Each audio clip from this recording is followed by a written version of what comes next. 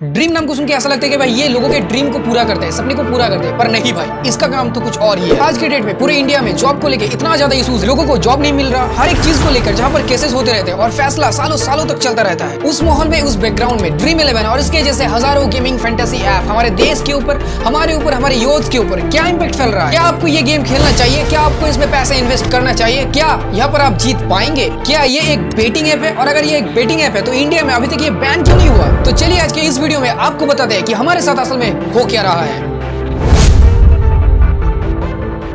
तो सबसे पहले तो भाई ये जानते हैं कि ड्रीम 11 आया कब, किसने बनाया है इसको, और ये किस तरीके से अपना कब्जा बनाया कि आज ये पूरे इंडिया में सबसे बड़ा गेमिंग स्पोर्ट्स प्लेटफॉर्म बन गया। तो आज से 15 साल पहले 2008 में इस गेम को एस्टैब्लिश किया था हर्ष जैन ने, जो कि बेटे हैं इंडिया के एक पॉपुलर बिजनेसमैन आनंद जैन के और भवित सेठ की द्वारा। पहले जब इसका शुरुआत हुआ था तब यहाँ पर पैसा ऐड करने का कोई भी ऑप्शन नहीं था। ये एक फ्री गेमिंग फैंटेसी ऐप था जो कि पहले 6 साल तक चला भी नहीं, क्योंकि कौन खेलता उस टाइम पे, ना लोगों के पास इतना ज्यादा स्मार्टफोन हुआ करते थे और ना ही लोग इतना ज्यादा इंटरनेट यूज करते थे। पर 2014 से इनका गाड़ी चलना शुरू किया। 2016 में इनका 2 मिलियन रजिस्टर्ड यूजर हो गया और बस यही से हुआ इसका गेम ऑन। ग्राफ इतना तेजी से बढ़ा कि भाई 2018 में ही इनका 45 मिलियन एक्टिव यूजर हो गया। मतलब आप सोच सकते हो, जहां इतने साल में इसका इतना कम यूजर था, वही सिर्फ 2 साल में ये कितना गुना हो गया। पर भाई ये तो सिर्फ ट्रेलर था, पूरा का पूरा पिक्चर तो अभी शुरू ही होने वाला था। 2019 में भाई इनका रेवेन्यू चला गया 2000 करोड़ के पार और भाई ये बन गया इंडिया का पहला गेमिंग कंपनी जिसको यूनिकॉर्न का टैग मिल गया। अब आप पूछोगे भाई ये यूनिकॉर्न क्या होता है? तो यूनिकॉर्न उसे कहता है जिसका वैल्यूज है, जिस कंपनी का वैल्यूएशन $1 बिलियन हो और जो कि एक प्राइवेट कंपनी हो। मतलब आप ये समझ लो कि ये एक ऐसा टैग है, एक ऐसा स्टेटस है जो कि प्रूव करता है कि ये कंपनी बहुत अच्छे, मतलब बहुत ही अच्छे तरीके से आगे जा रहे हैं और ये बहुत ही रेयर होते हैं। इंडिया में 2021 तक सिर्फ 14 ही कंपनी को यूनिकॉर्न का टैग मिला था। हालांकि 2022 आते आते 108 कंपनियों को यूनिकॉर्न का टैग मिल गया, जिसमें सबसे बड़ा फिजिक्स वाला भी था। अब आपको बताते हैं कि ड्रीम 11 का प्रॉफिट कैसे होता है। देखिए, इनका प्रॉफिट करने का तरीका बहुत ही सिंपल है पर बहुत ही कारगर तरीका है। अब आपको भी पता है कि ड्रीम 11 पे होता क्या है भाई, बहुत सारे कॉन्टेस्ट होते हैं जहां पर आपको भाग लेना होता है। तो मैं मान लेता हूँ कि एक मेगा कॉन्टेस्ट हो रहे हैं 100 रुपए का, जहां पर सीट कितना है 1 लाख का। तो 100 रुपए अगर 1 लाख यूजर खेल रहा है तो कितना हुआ 1 करोड़ रुपए, और वहां पर आपको प्राइज मनी कितना दिया जा रहा है 70 से 80 लाख रुपए। मतलब समझ रहे हो, 30 से 20 लाख रुपए, 20 से 30 लाख रुपए पूरा का पूरा डायरेक्ट प्रॉफिट इनके अंदर चला गया। ना कोई झंझट, ना कोई कॉम्प्लिसिटी, कुछ करने की जरूरत ही नहीं है, सीधा प्रॉफिट। और ऐसे कितना ज्यादा कॉन्टेस्ट होते हैं एक ही दिन में, तो आप समझ लो कि ये एक दिन में कितना ज्यादा प्रॉफिट करता है। तो आपको भी पता है कि भाई जो ड्रीम 11 है वो आईपीएल को स्पॉन्सर किया है, 222 करोड़ का खर्चा भी किया है। और इससे आपको ये पता चला है कि भाई आईपीएल का जो टीम है वो आप यहाँ पर बना सकते हो। पर यहाँ पर सिर्फ क्रिकेट नहीं बल्कि बास्केटबॉल, वॉलीबॉल, फुटबॉल, ऐसे बहुत सारे स्पोर्ट्स इनमें इंक्लूड है। और आगे जाके और भी बहुत सारे गेम आने वाला है। मतलब ये सिर्फ क्रिकेट नहीं बल्कि all sports included gaming company है, जिसमें क्रिकेट इसका मेन इवेंट है, मेनली आईपीएल, जहां से ये बहुत ज्यादा पैसा कमाता है। अब आपके मन में शायद एक सवाल आ ही रहा होगा कि क्या ये एक सट्टा कंपनी है, क्योंकि यहाँ पर भी लोग पैसे लगा रहे हैं, कोई जीत रहा है तो कोई हार भी रहा है, और कोई जीते या फिर हारे कंपनी को तो लाभ हो ही रहा है, प्रॉफिट हो ही रहा है। तो फिर ये बैन क्यों नहीं है इंडिया पे? तो इसका सिर्फ एक ही आंसर है भाई कि ये बहुत चालाक है, ये बहुत स्मार्टली अपने बिजनेस मॉडल को डिजाइन किया है, बिल्डअप किया है। अब आप पूछोगे कैसे, समझाता हूँ। तो जो सट्टा होते हैं उसमें अगर कोई पैसा हार रहा है या फिर जीत रहा है, और वो जो हार रहा है या फिर जीत रहा है वो किसके ऊपर डिपेंड कर रहे हैं, सिर्फ और सिर्फ लाख के ऊपर। मतलब सिर्फ और सिर्फ लाख के ऊपर अगर आप पैसा जीत रहे हो या फिर हार रहे हो, तभी कानून की भाषा में इसको सट्टा या फिर जुआ बोला जाता है। मतलब कि जो सट्टा होते हैं उसको भाई कहते हैं कि द गेम ऑफ लक। मतलब आप जो भी जीत रहे हो या हारे हो उसमें आपका कोई हाथ नहीं है। पर आज के डेट में क्या हो रहा है कि इस गेम ऑफ लक को कन्वर्ट किया जा रहा है गेम ऑफ स्किल्स पे, वो भी फोर्सफुली। यहाँ पर कहा जा रहा है कि भाई यहाँ पर तो लोगों को दिमाग का इस्तेमाल करना पड़ता है टीम बनाने के लिए। आपको यहाँ पर प्लेयर चूज करना होगा, नॉलेज रखना होगा कि पिच वगैरह कैसा है, और इसके बाद ही आप जितना अच्छा प्लेयर चूज कर पाएंगे उतना अच्छा आप जीत पाएंगे। तो यहाँ पर तो कहा जा रहा है कि भाई ये तो गेम ऑफ लक नहीं बल्कि गेम ऑफ नॉलेज है, गेम ऑफ स्किल्स है, जिसके ऊपर आपका हार या जीत डिपेंड करता है। और बस एक ही पॉइंट ऑफ व्यू पे पूरे इंडिया में इसको लीगलिटी दे दिया गया। पर 2017 में इसके ऊपर इंडियन हाई कोर्ट पर केस भी हुआ था इसी सिलसिले में, बैन के सिलसिले में,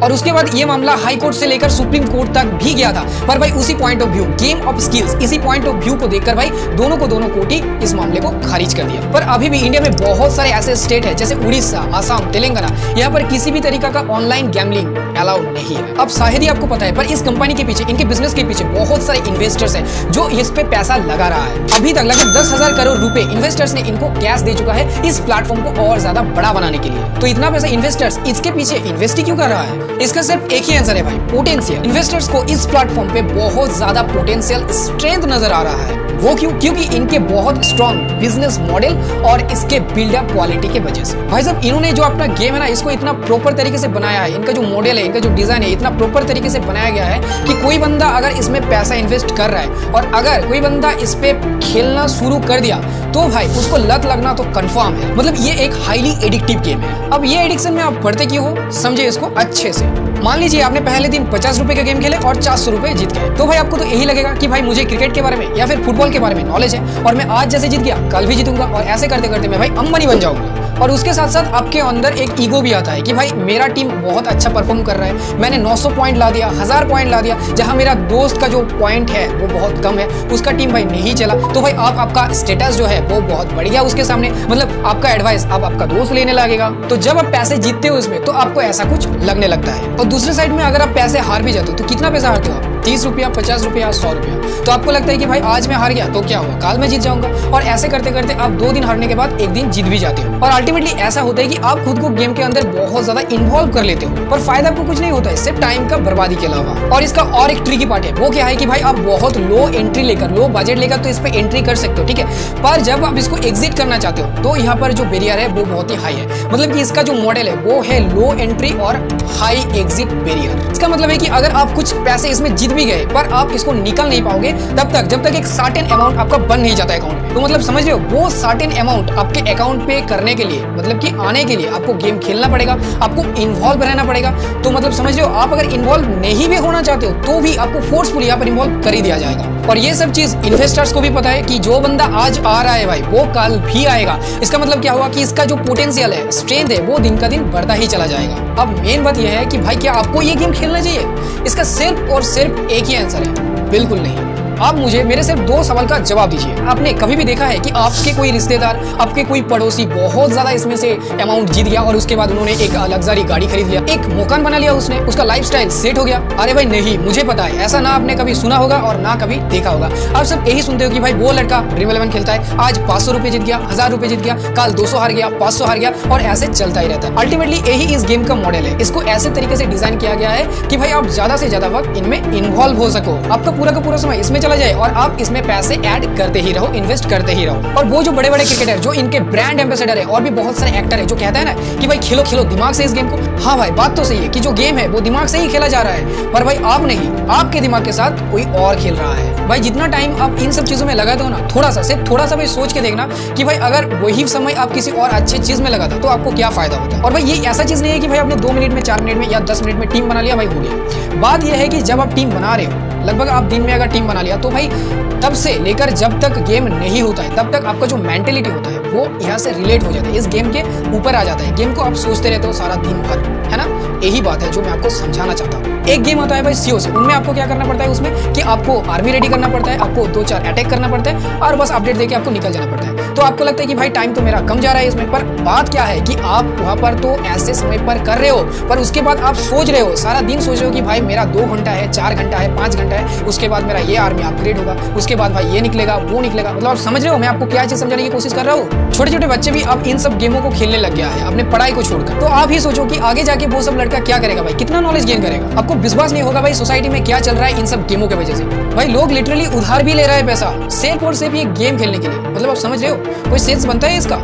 और इसके वजह से क्या हो रहा है कि भाई लोगों का मेंटेलिटी खराब हो रहा है एक दूसरे के लिए। और इंडिया में जॉब का, एजुकेशन का क्या हालत है, क्या स्टेटस है, वो आपको भी पता है और मेरे को भी पता है। ऊपर से अगर आप इनके चक्कर में पड़ गया तो रिजल्ट क्या होगा वो तो आपको खुद ही पता चल जाएगा भाई कुछ समय के बाद। और कहीं ना कहीं इसके जिम्मेदार आप खुद ही होंगे। और बस मेरा लास्ट वाला क्वेश्चन सिर्फ आपके लिए ये है कि आपने टीम बनाएगा अच्छे से, पिच को देखा, सब जो चीज देखा जाता है वो आपने बहुत अच्छी तरीके से एनालाइज किया और उसके बाद भाई आप बहुत बढ़िया अच्छे प्लेयर अपने टीम में चूज भी कर लिया। पर एक चीज आप मुझे बताओ, यहाँ पर जो प्लेयर आपने चूज किया है वो कितना रन करेगा, कितना पॉइंट्स आपको देगा, क्या वो आउट हो जाएगा या फिर सेंचुरी मारेगा, वो आप क्या कंट्रोल कर सकते हो? क्या आपको मालूम है कि यहाँ पर क्या होने वाला है? तो यहाँ पर आप किसके ऊपर भरोसा करते हो? लक के ऊपर ही ना।